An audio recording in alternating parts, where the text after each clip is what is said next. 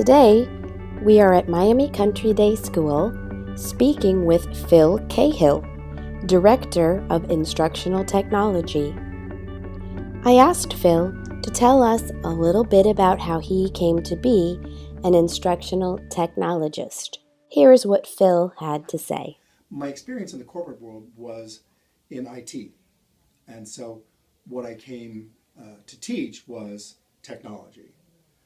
So I have I have a lot of professional experience in technology, and now I have close to 10 years of education experience in technology.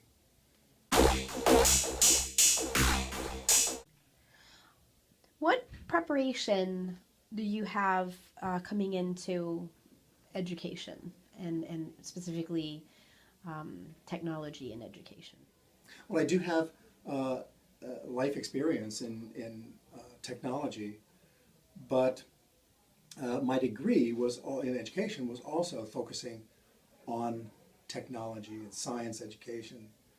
The thing about technology and education and in general is that it's such a fast-moving field that no matter how well prepared you are today, you're going to have to re-prepare tomorrow because it's a whole new world.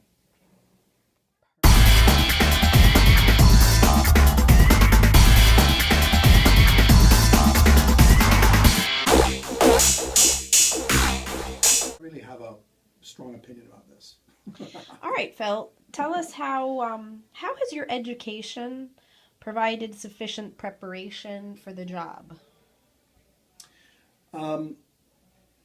I don't know that sufficient would be the most important word for me here. Certainly I feel that my education was sufficient, but the right type of preparation is what's really important. And my original degree was not in technology. It was in science, but it was in biology, marine biology to be exact. And when I went back to school, I took a variety of classes that were also not technology related. There were courses in business, in philosophy. And what I find is that my life experience, plus the wide variety of coursework that I have taken, really helped me give my students a rounded, full picture of the role of technology in our culture, in our society, in our lives. I think that without that, my instruction would be very narrow-minded, would be very myopic, and they would not get a good sense of how to be masters of technology and not slaves to technology.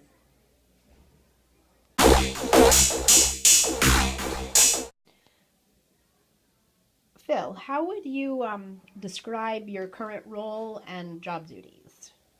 Well, my official job title is Director of Education Technology, or Director of Instructional Technology, which means that I'm the person who helps to coordinate and facilitate and direct and support all of those technology initiatives that support learning and practice. And really, that's what I do as well. I mean, that really is what I do. Is I just help people however they need to be helped. And because I myself teach classes in technology, I'm continually reminded of the challenges that we face in the classroom, whether teaching technology or using technology to support other curricula.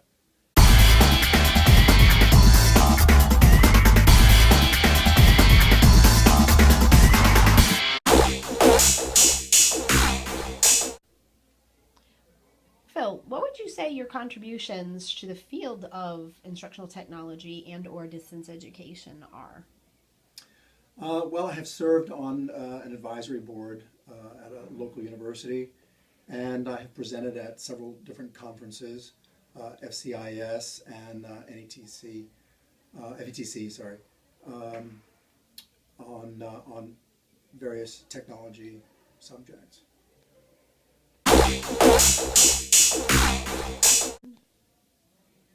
What would you say are your professional aspirations?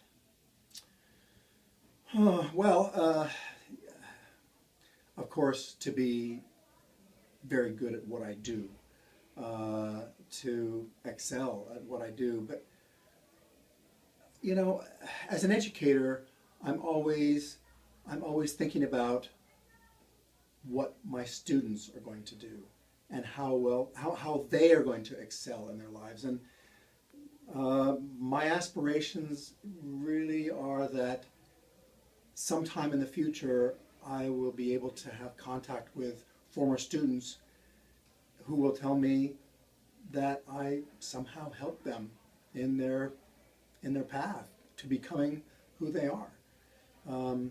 That would be my greatest reward.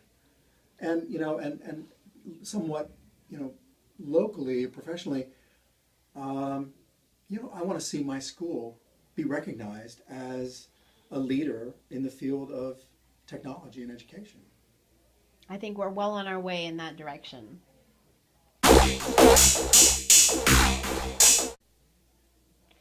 You speak very passionately about your role as a teacher and your desire to advance your students' knowledge of technology.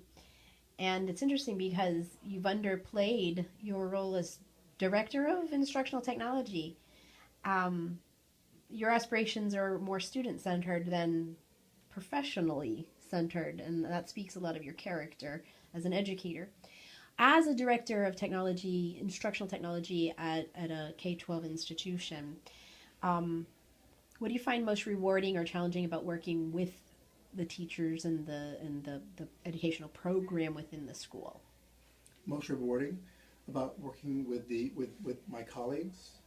Well, it's really the same as the rewards for students. When people go out and achieve new competencies in technology for their practice, or they master some new software, or they start incorporating coding into their critical thinking plans.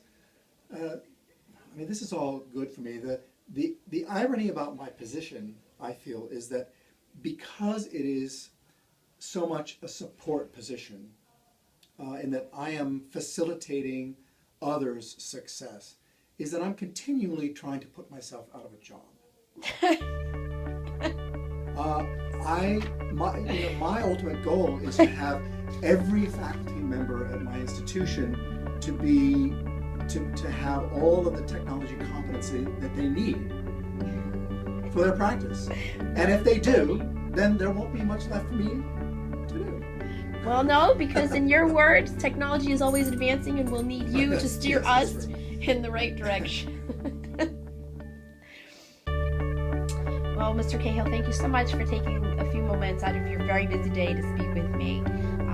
Looking forward to putting this together, and you'll be the first to see it.